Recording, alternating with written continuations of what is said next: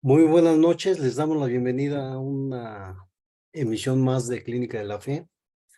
Eh, pues en esta noche hemos decidido transitar, digamos, por una ruta más reflexiva que tiene que ver con aquellas interrogantes que solemos hacernos después de sentirnos acosados, arrinconados, presionados por la mirada, por la observación, por el comentario, por la orientación de aquellos que nos rodean y que suelen erigirse como jueces nuestros, como jueces de nuestros actos o como jueces de nuestros pensamientos. Eh, que además es una práctica bastante común en la medida en que nuestra herencia cultural, si algo nos ha marcado, pues es básicamente esta sensación de que en la medida que nacemos en pecado, pues nacemos en deuda. Eh, si somos hijos, estamos en deuda con nuestros padres. Y si somos padres, estamos en deuda con el pacto hecho en el rito matrimonial para permanecer en el vínculo y para cumplir una serie de preceptos que el mismo rito prescribe.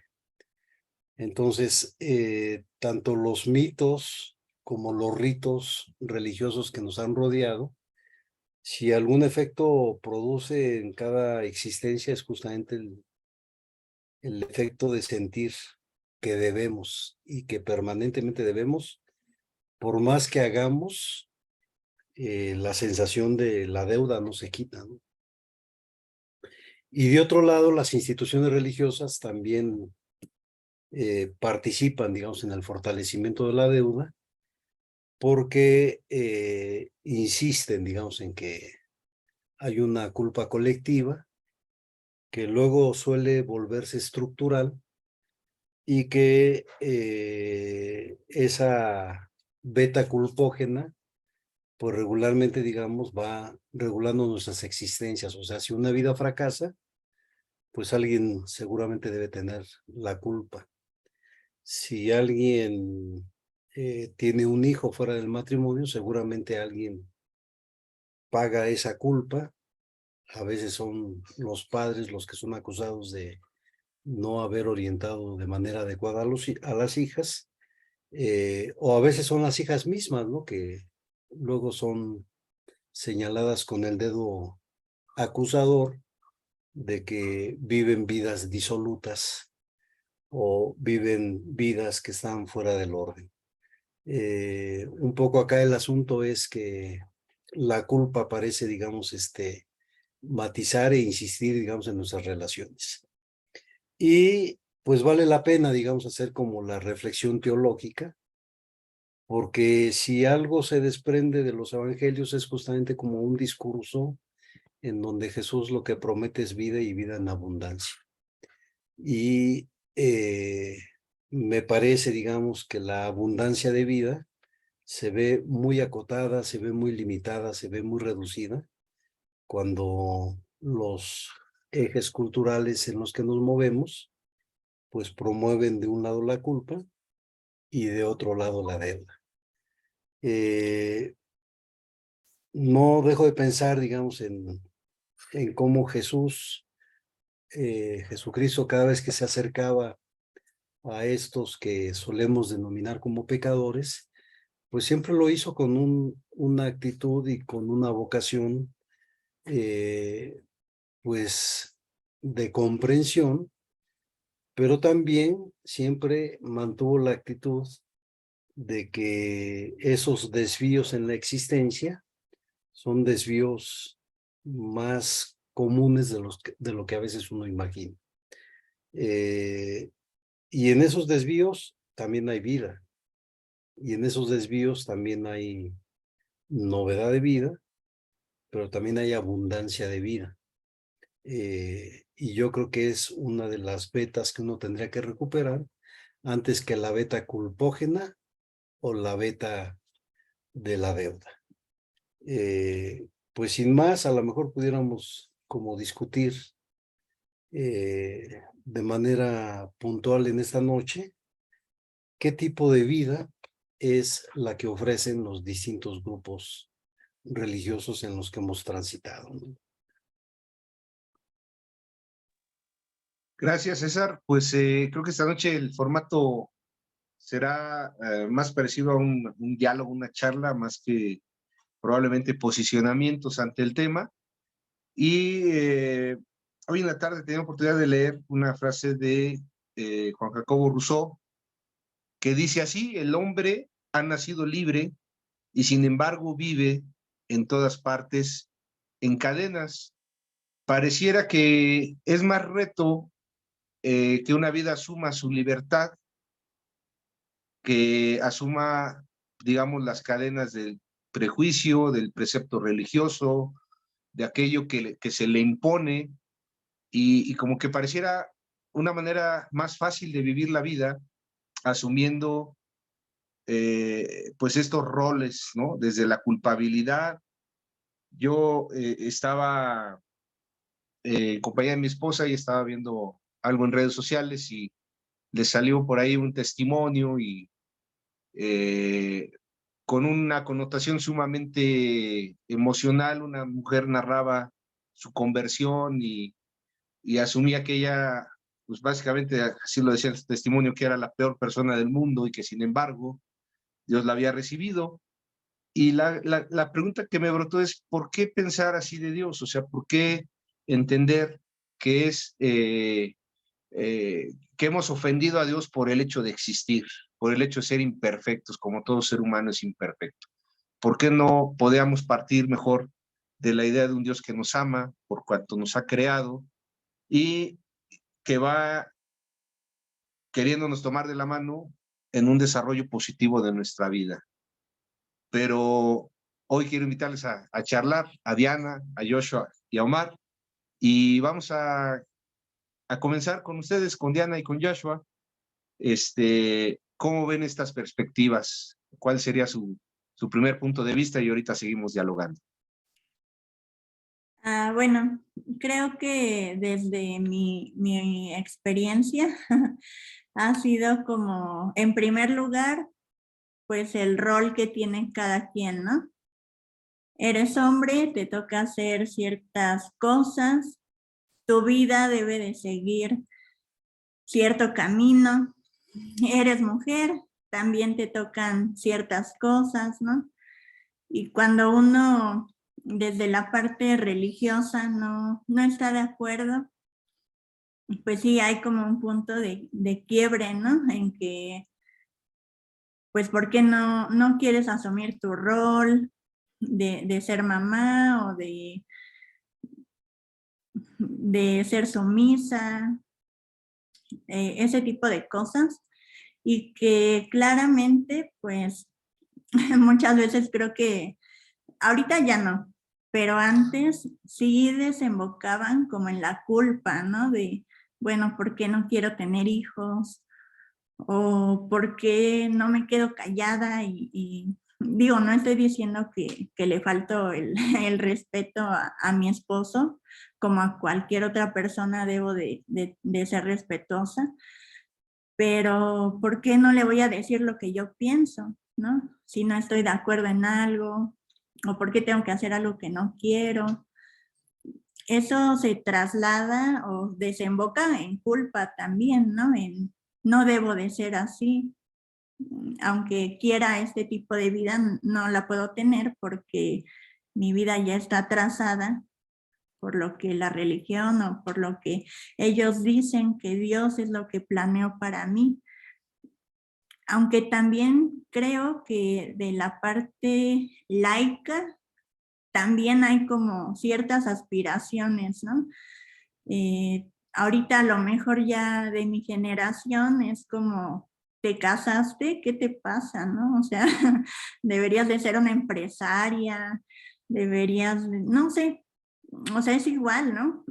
Ahora que estudiábamos la maestría, creo que se te inculcan otro tipo de aspiraciones, ¿no? bueno, ahora si no eres feminista, pues ¿por qué no eres feminista, no? Se vuelve también como algo religioso. O bueno, si no quiero tener, antes yo tenía 2 trabajos, como que tenía en la cabeza como que tenía que ganar más dinero, o no sé, y ahora ya no, ¿no? Ya no me preocupo por eso.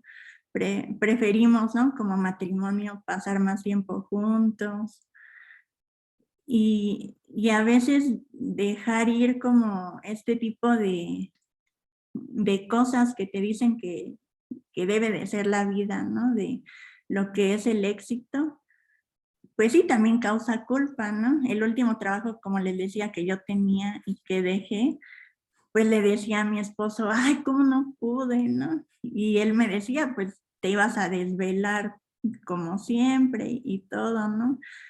Pero creo que todo viene de ahí,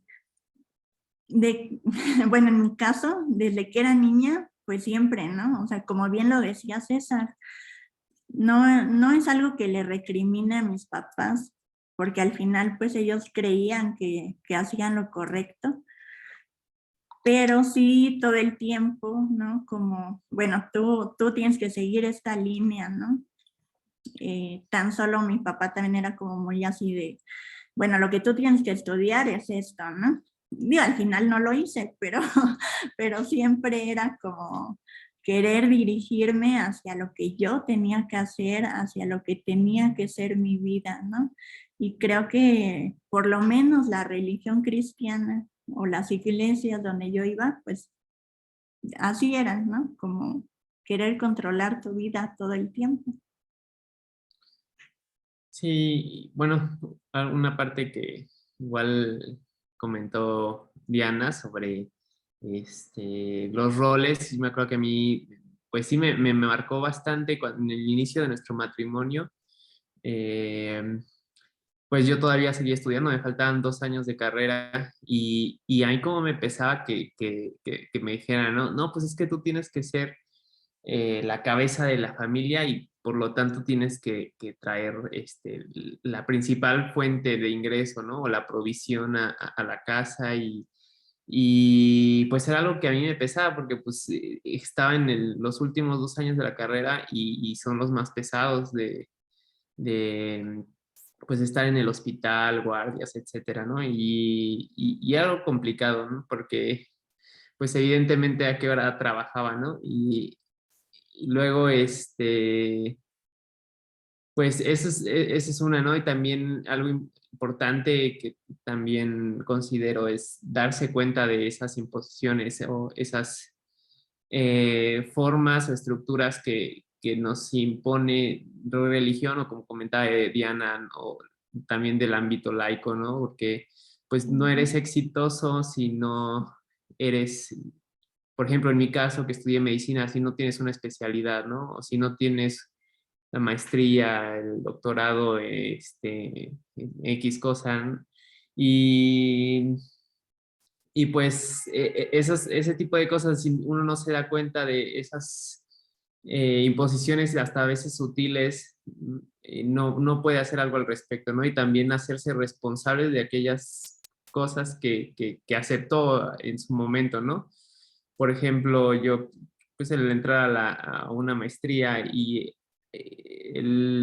hasta que no decidí, bueno, no tengo que hacer la maestría, ¿no? No tengo que tener una maestría para ser alguien, ¿no? O para tener éxito, no sé cómo se defina y pues como comenta también Diana, ¿no? Preferimos tener tiempo juntos, disfrutar, pues tener más momentos alegres que tiempo frente a la computadora y leyendo y cosas por el estilo, ¿no? Entonces, creo que esa es otra parte importante, ¿no? El reconocer y hacer responsable de aquello que permitimos que sea parte de nuestra forma de actuar y de vivir y también hacer algo al respecto, ¿no? Cuando ya nos dimos cuenta de aquellas cosas que de cierta forma fueron impuestas y que actuamos con base a lo que muchas veces pensamos que podría ser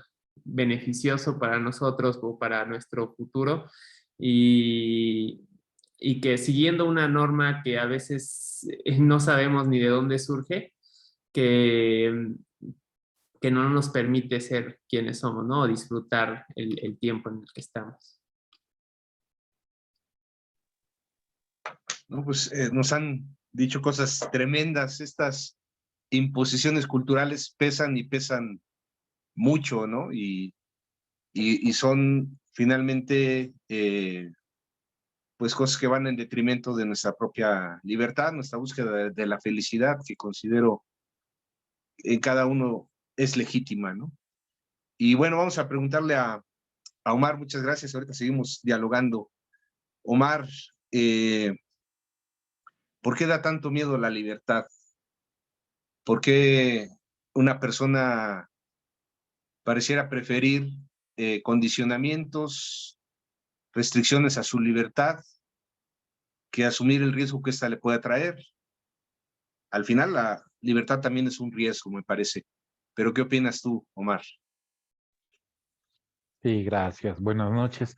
Pues sí, efectivamente, es de los más grandes riesgos, es vivir, es tener la vida, el experimentar, el crecer.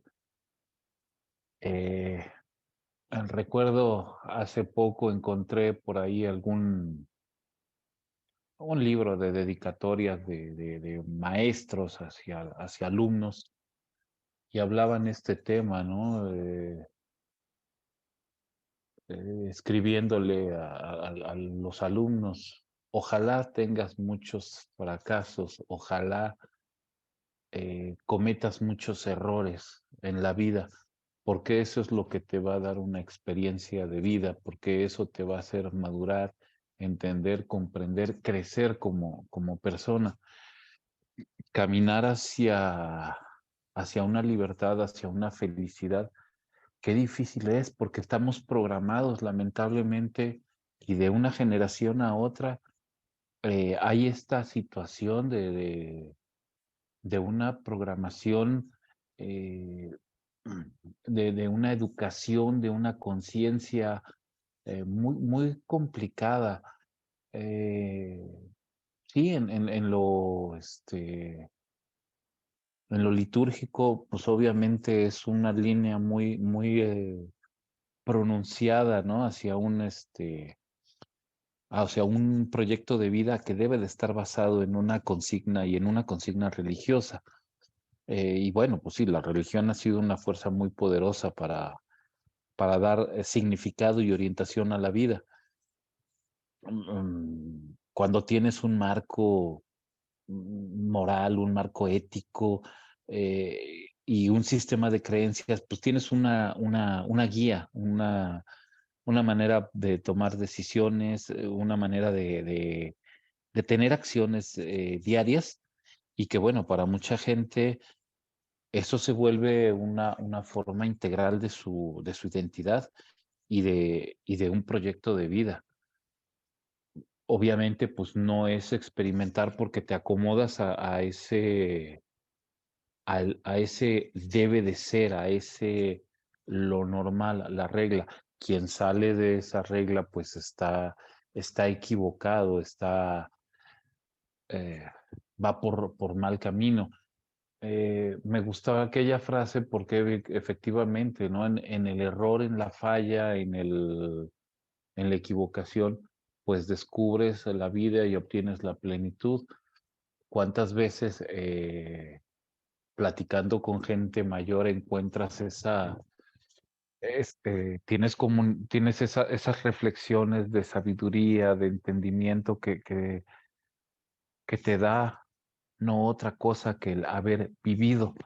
Y pues bueno, la gente que más equivocada está en juventud, en el más rebelde, el más que está fuera de este contexto, de esta línea, pues resulta que es de las personas de mayor filosofía, de mayor profundidad en sus reflexiones, en su entender la vida, en encontrar de verdad una libertad, porque en lo laico, pues efectivamente es la misma situación.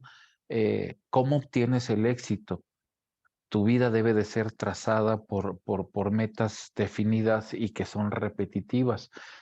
Tienes que ser un buen hijo, tienes que ser un buen estudiante, tienes que ser obediente, tienes que ser un profesionista exitoso y de ahí obtener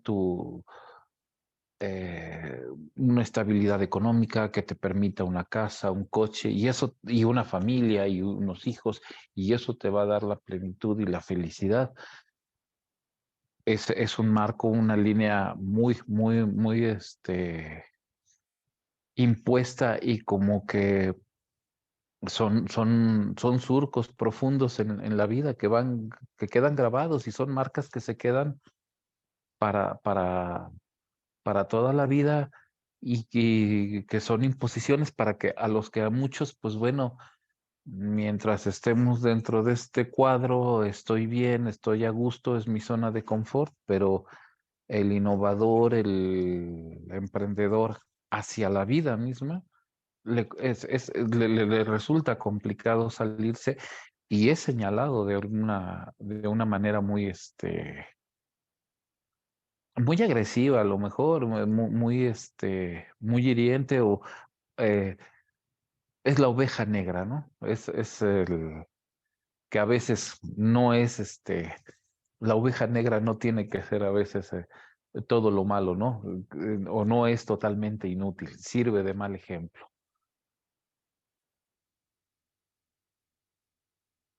Gracias, Omar. Pues muy puntual lo que nos mencionas. Hay mucho que comentar y quizás debatir, reflexionar en torno. César, hay un cliché en la cultura americana, ¿no? Que dice que Estados Unidos es un país tal que cualquiera puede llegar a ser presidente. Y como que esa frase engloba este peso cultural de que todo lo podemos, ¿no? O sea, si cualquiera puede ser presidente, ¿por qué no eres presidente tú? ¿Por qué no logras tal meta tú? Si tienes todas las posibilidades que da la sociedad, da la libertad, da esto. ¿Consideras que esto es un peso específico en la vida de muchas personas, una suerte de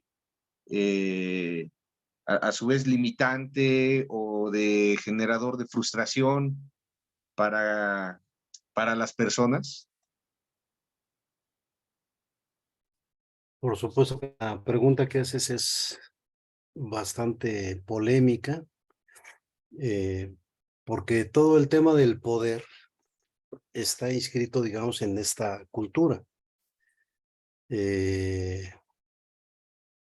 Si uno piensa, por ejemplo, en esas familias que empiezan a tener hijos y los hijos empiezan a ir a la escuela, siempre hay el temor permanente de que el niño pueda pasar las materias en la escuela, que el niño pueda defenderse, que el niño pueda darse su lugar entre los amigos, que el niño pueda enfrentar las demandas de los adultos y que el niño pueda, con muchos puntos suspensivos, vivir la vida que se le ofrece. Sin que necesariamente la vida que se le ofrece sea clara para el niño mismo, ¿no? En los trabajos también es muy común esta demanda de que se puedan hacer las cosas. Entonces, la idea de un horizonte donde poder hacer es como el horizonte de llegada, pues es uno de los mecanismos más empleados en sociedades como las nuestras, donde la habilidad y la competencia son factores que determinan si alguien puede. No si alguien quiere, sino si alguien puede. Y pues hay una serie de dispositivos culturales que justamente tienen el encargo de estar permanentemente verificando si se puede. Omar ya señalaba algunos. Incluso, digamos, lo hacía en este tono de, pues como de queja de que algunos son literalmente violentos, ¿no? O sea, poder vigilar y poder lograr que el otro pueda, no suelen ser necesariamente actividades, pues actividades gozosas o actividades lúdicas, sino tienen un alto contenido de violencia que obliga, digamos, de un lado a someter los cuerpos y de otro lado a someter a las instituciones, ¿no?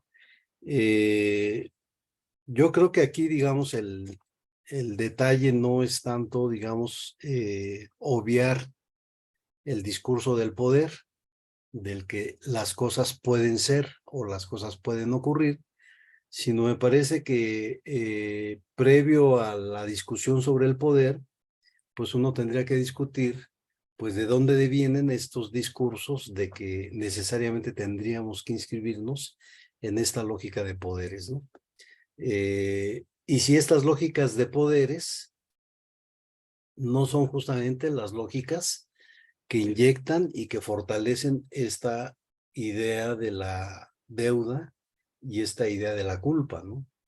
No dejo de pensar, por ejemplo, pues en estos modos normalizados de estar en espacios sociales como los que nos toca vivir cotidianamente, donde la prescripción ya está dada. Y no solamente la prescripción ya está dada, sino que hay todo un ejército de vigilantes que justamente tienen el encargo, y a veces ni siquiera es un encargo pagado, sino es un encargo asumido de que uno debe de cuidar al prójimo. Y aquí, digamos, pues el detalle es no necesariamente, digamos, en el cuidado del poder, sino los efectos que va teniendo en las sutilezas del intento del poder. Por ejemplo, no solemos detenernos a pensar hasta dónde hay una afectación de corte emocional cuando nos asumimos como vigilantes para que el otro pueda.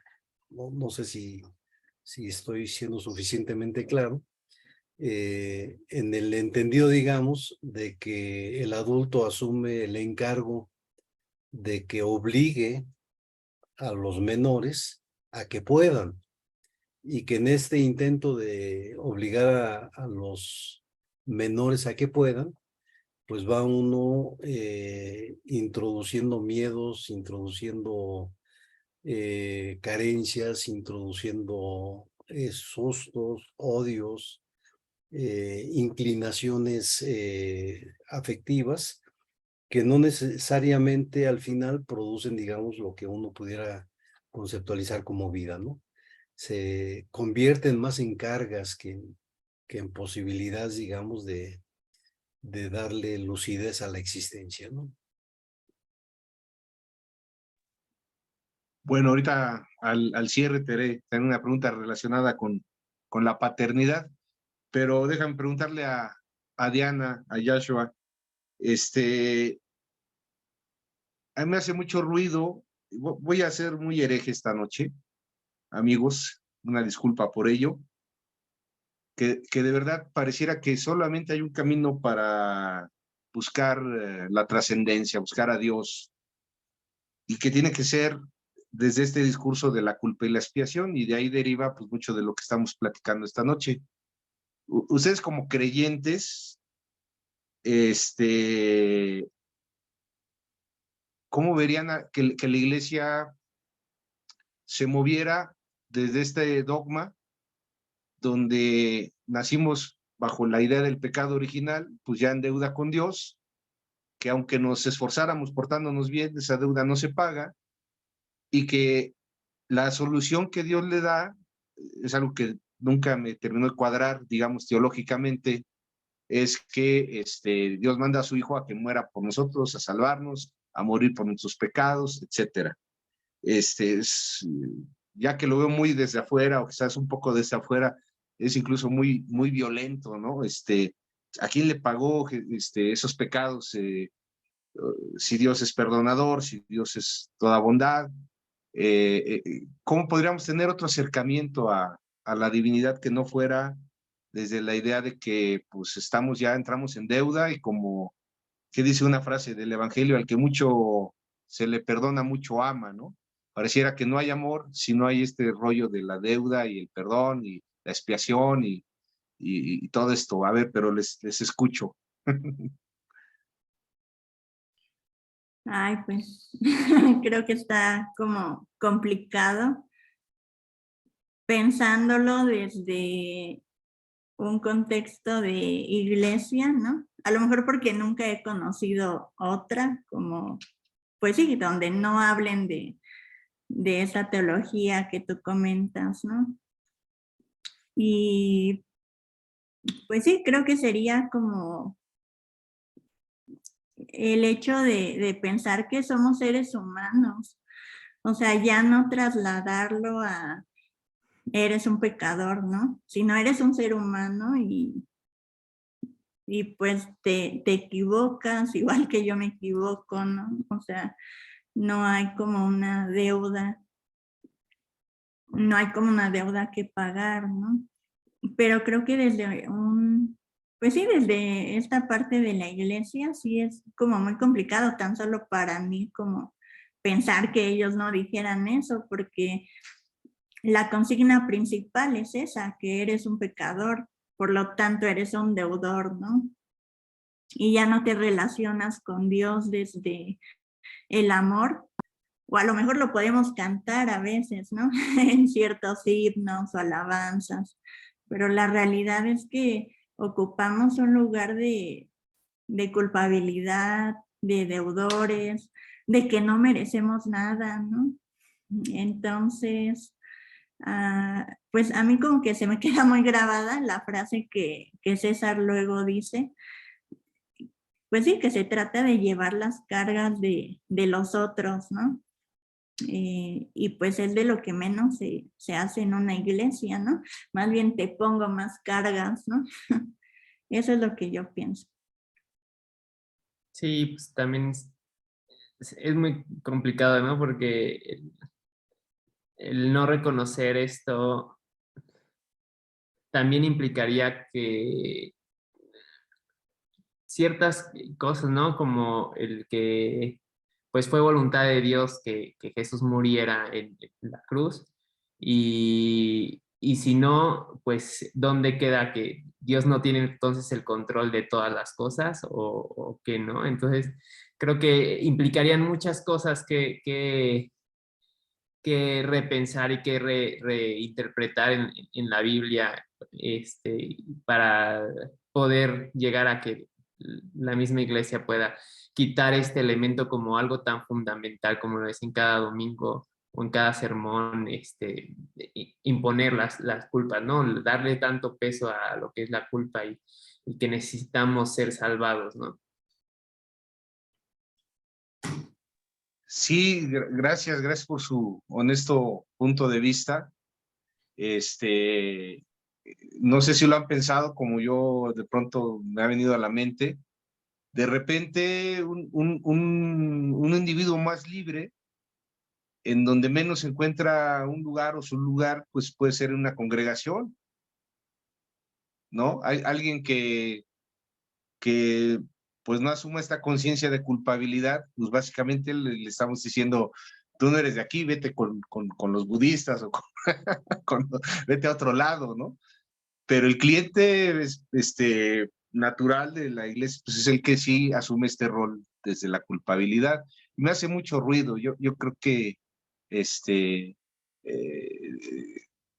escuchaba a un teólogo cuando hablaba del credo, dice que el credo se queda muy escueto, ¿no? Porque dice que Cristo nació, cuando habla, creo en Dios Padre Todopoderoso, y habla de Jesucristo su Hijo, nacido de una virgen, que murió bajo el poder de Poncio Pilato, pero dice, ahí se queda muy escueto, porque eso no es toda la vida de Jesús. La vida de Jesús también nos habla, compartió el pan, convivió, vivió, ¿no? Entonces, hay mucho más allá de las enseñanzas de Jesús que solamente una muerte expiatoria y como decía César hace un momento, la apuesta como que siempre era al llamado a la libertad, ¿no?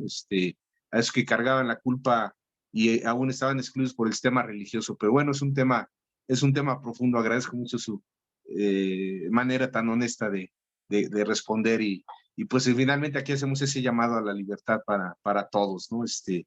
Bienvenido, profe Carlos. Buenas noches, ¿cómo estás?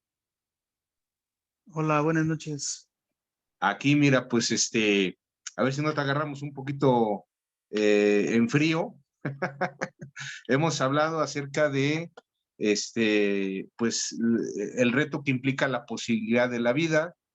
Pues hablábamos de un llamado básicamente a la libertad, un llamado que pareciera darnos mucho miedo existencial y como que es más fácil asumir estos roles de la culpabilidad, la expiación, la vigilancia y esta imposición del poder. Acaba de disertar un poco César en cuanto a ello. Y Carlos, pues también me gustaría hacerte esta pregunta que le hice hace un momento a Omar. ¿Por qué pareciera que la libertad es como muy antinatura para la mayoría de los seres humanos? Como que es más fácil asumir estas ideas, este rol de que le falla a Dios y que busco una expiación y ahora me debo portar de tal o cual manera. Y parecía que la libertad, al contrario, nos llama un poco ahí en el sentido de esta poesía que no es de no es de Santa Teresa. Tiene un autor, algunos lo ponen como anónimo, pero no me mueve mi Dios para quererte el cielo que me tienes prometido, ni me mueve el infierno tan temido para dejar por eso de ofenderte. ¿Cuál sería tu perspectiva, Carlos?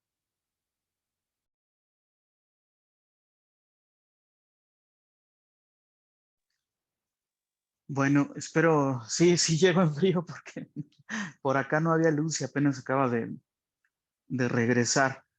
Pero si estoy entendiendo la pregunta, pues creo que tiene que ver con los mitos fundamentales que si bien no son solamente del cristianismo, eh, pues sí hay se apela a un origen y aparentemente a un orden establecido y por supuesto una suerte de naturaleza que se ve corrompida incluso con la caída del hombre, ¿no?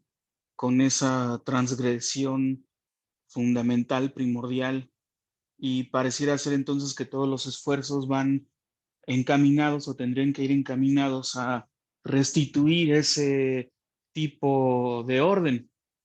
El problema aquí también es que simplemente hay indicios de lo que pudo haber sido ese supuesto orden, pero tampoco hay eh, garantías que nos digan efectivamente cuál sería la ruta para volver a ese lugar edénico, ¿no?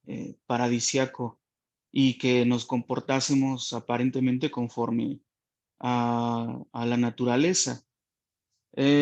Para ponerlo, por ejemplo, en una cuestión que hemos aquí trabajado mucho en el ámbito de la libertad sexual, la mayoría de las iglesias apelan a encaminar e incluso se atreven a decir justamente a apelar por una sexualidad ordenada que tendría o que estaría vinculada simplemente con la procreación y apartaría de sí el escenario de otros usos de placeres y políticas del cuerpo.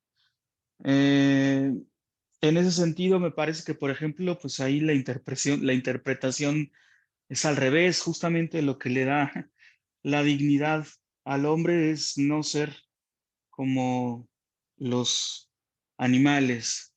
Espero que aquí no haya ningún animalista porque ya inmediatamente me tacharía de antropocentrismo.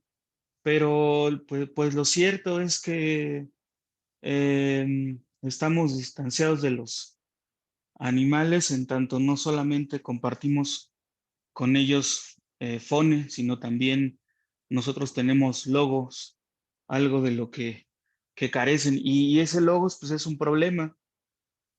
Es un problema que no está resuelto, pero que tampoco es una tarea que debamos abandonar. En ese sentido, la interpretación pues, es al revés. El hombre es el único animal, pues ya lo han dicho muchos autores, ¿no? Que puede, por ejemplo, ejercer en la sexualidad incluso un grado espiritual porque lo aparta solamente del escenario de la procreación y lo lleva al, incluso algunas culturas hasta el misticismo y también el lado espiritual, pero sin duda ponerlo, por ejemplo, en un escenario de lúdico en lugar de meramente del ámbito del deber, pues a mí me parece que, por ejemplo, reivindica una libertad que creo yo no tienen los leones, ¿no? O que no tienen eh, las bestias ni del aire ni del mar, pues. Entonces, pues yo creo, yo apelo siempre como en tanto no hay una sola interpretación, busquemos, seamos congruentes como con las mejores interpretaciones que permitan y nos dejen, alcancé a escuchar por ahí lo último que mencionaban y respecto a superar el escenario de la culpa, a superar el escenario también de el hecho de buscar siempre la salvación. En ese sentido, pues a mí me gusta pensar que pues ya fuimos salvados, ¿no? Y que más bien la pregunta es cómo hacer que la gracia circule si ya anda por aquí, que no se quede estancada, ¿no? El sacrificio vicario pues ya fue hecho, ya estuvo, ya murió en la cruz y no es necesario repetirlo porque no es una religión de, pues en ese sentido, masoquista y en ese sentido también, pues incluso asesina, ¿no? El asunto es justamente la denuncia de ese mecanismo que llevó al inocente a morir en una cruz y en las circunstancias en las que murió, el énfasis y el acento está en ese escenario condicionante justamente de, de sometimiento, de no apuesta por la libertad, sino por la esclavitud y también de una suerte de desmantelamiento justamente de este mecanismo y esos escenarios de culpa. En varias partes por ahí se menciona, como lo he dicho, ¿no? Pues el reino ya está aquí, solo que todavía no se completa. Entonces, nuestra tarea tendría que ser procurar, aunque sea completarlo un cachito, ¿no? Completarlo en nosotros mismos y en los que tenemos al lado, ¿no? Que son los más cercanos. Creo que pues por ahí podríamos pensar más pues la beta liberadora que la beta culpígena y la beta sometedora que pues sin duda es la que más distribuida está en los escenarios religiosos, ¿no? Y me parece, pues por supuesto que el mensaje es totalmente lo opuesto y a veces uno cae yo sí creo que uno cae en la desidia de quizás incluso asumir que este mensaje ya se sabe y que en ese sentido pareceríamos ecolálicos, ¿no? Repitiendo o haciendo eco de un supuesto mensaje vacío. Lo cierto es que cuando discutes en cortito, como o platicas con personas que no están como familiarizadas y que sin embargo sí viven o tienen una experiencia de lo religioso, el asunto pues es sorprendente, ¿no? Lo cual quiere decir que en ese sentido a lo mejor sí tenemos ahí una tarea, este, y es que no quiero sonar muy, eh, que estoy ponderando o predicando, pero tendríamos que transmitir el mensaje, ¿no? Yo creo que sí sería un deber ético, pues. Totalmente de acuerdo contigo, Carlos. Pues sí, insisto, pareciera que la libertad da más terror que este sometimiento a ideas atávicas y condenatorias. Bueno, vamos con César, porque aquí me preocupa algo. Pienso en aquellos que han ejercido su paternidad dentro del marco religioso, César, y también les es impuesta una carga muy dura con respecto a los hijos.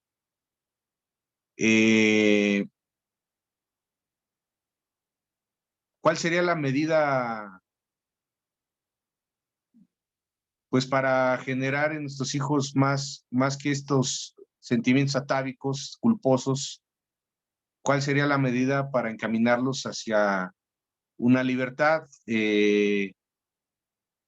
Hablando del tema, pues, de formación de un hijo, de educación de un hijo en casa.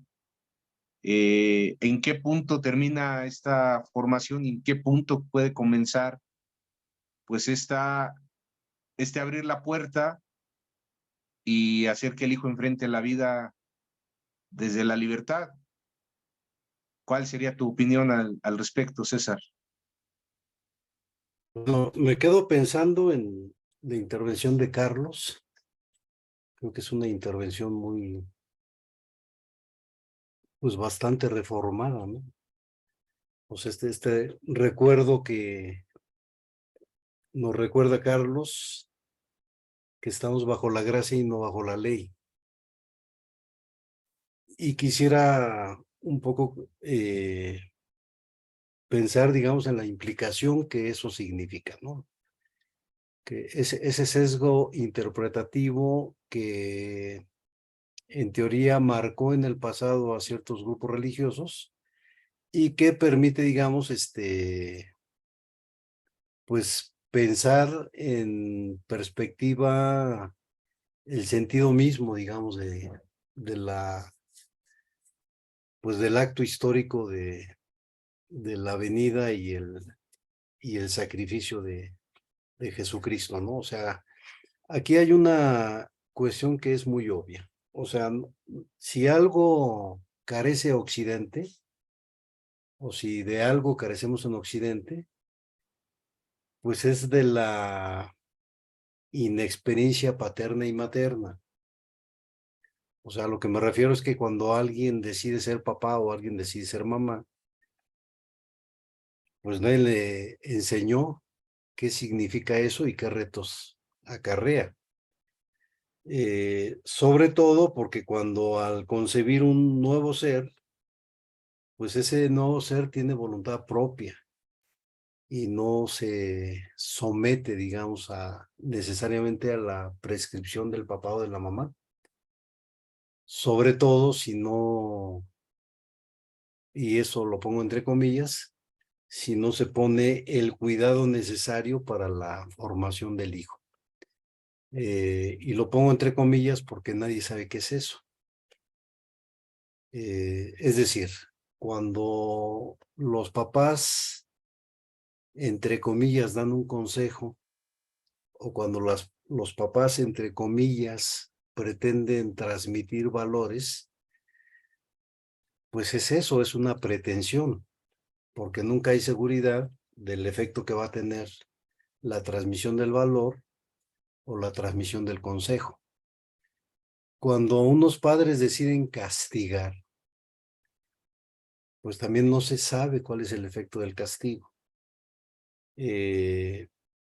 Porque son seres que están formando, están formando valoraciones, están formando interpretaciones, están formando modos de sentir frente a un mundo que los bombardea permanentemente bajo la lógica de la ley. No sé si me estoy explicando. Y todos los grupos religiosos tienen como ese sesgo. El sesgo en general es más legal que el sesgo de la gracia. Y será que tengan el sesgo legal justamente porque es más fácil el control. Me parece, digamos, que la gracia justamente, si una característica tiene, es poner en suspenso la ley. Y poner en suspenso la ley significa no darle tanta, pues no darle tanta validez o no darle tanto reconocimiento, sobre todo porque el efecto es el efecto farisaico. O sea que queriendo producir hijos con libertad, lo que produzcamos sean policías de la vida.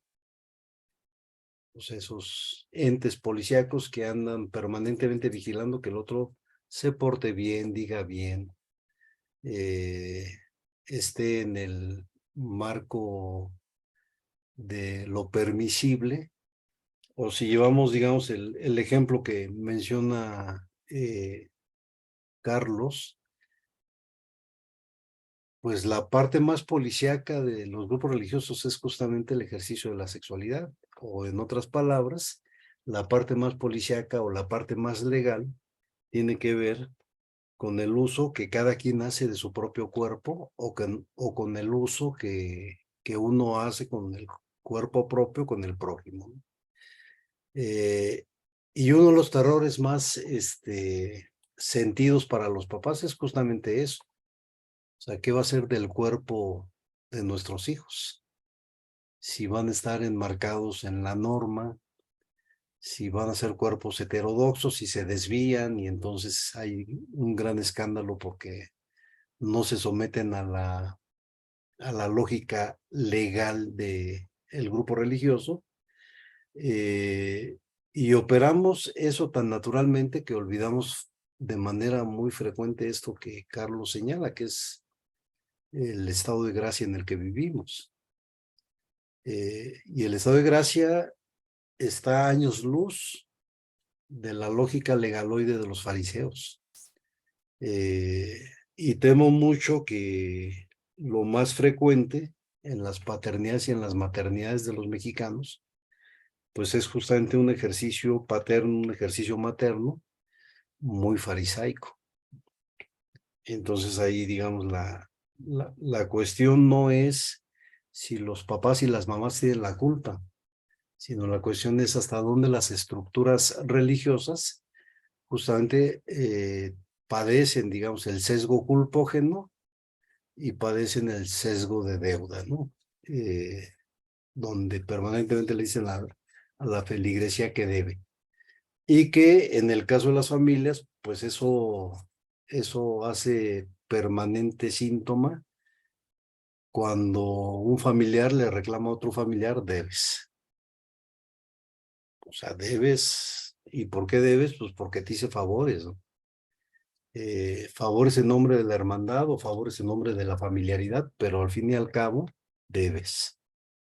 Y entonces existen los mecanismos familiares como para inyectarle culpa al que debe, para que se sienta miserable, para que se sienta en deuda, para que sienta que efectivamente tiene un vínculo de deuda que lo mantiene justo en el vínculo de la familiaridad. Y en ese sentido, pues esta lógica de deuda y y culpa se mueven dentro del mecanismo de la legalidad. Pero no tenemos otras paternidades, o sea, es difícil imaginar que alguien se mueva al margen de estas lógicas tan culturales, porque sería en todo caso, digamos, como una especie de espacio de libertinaje, sería calificado por los demás, ¿no? Cuando los papás efectivamente pues ceden a la tentación de que los cuerpos de los hijos vayan decidiendo cuáles son las rutas que dicen optar o que deciden transitar, ¿no? Y esa parte es, pues no solamente muy difícil, sino es uno de los mecanismos más vigilados. O sea, todo el mundo anda al pendiente de que el que dice ser papá cumpla con ser papá.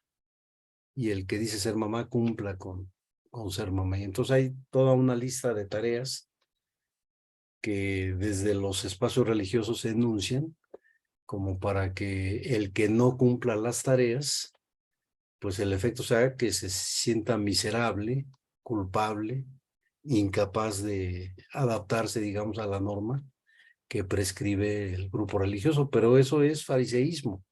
O sea, eso no es, no es gracia. Y me parece, digamos que, claro, pues el reto que plantea Carlos, pues es bastante complicado, porque efectivamente, pues sí, en el pasado ha habido movimientos religiosos que insisten mucho en la gracia, y sin embargo no creo o no conozco una pedagogía de la gracia.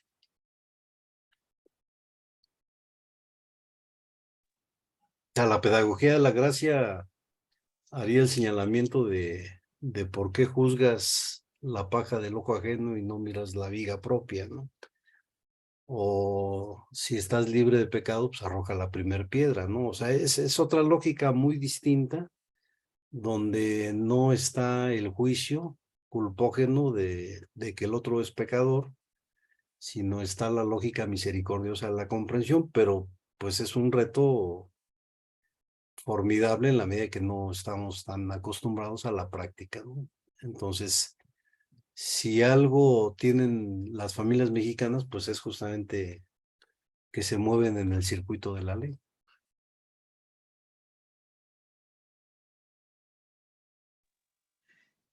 Bueno, yo creo que de lo charlado hoy, creo que valdría la pena hacer un análisis conjunto de del pasaje del hijo pródigo. Creo que ahí se rompen varios paradigmas, por lo menos desde el texto, que valdría la pena igual hacer una valoración más a fondo aquí entre los presentes. Pues el tiempo se nos ha agotado. Quiero agradecerle de todo corazón su presencia, la presencia del profesor César, profesor Carlos, de Diana y Joshua y de Omar, y agradecerles a ustedes que amablemente siguen esta transmisión, invitarles a que nos sigan en nuestra página de Facebook, Clínica de la Fe, y asimismo en el canal de YouTube Cristiano Rebelde. Por ahí andamos y nos agrada mucho que puedan ver esta transmisión, y pues nos vemos en la próxima. Muchas gracias a todos.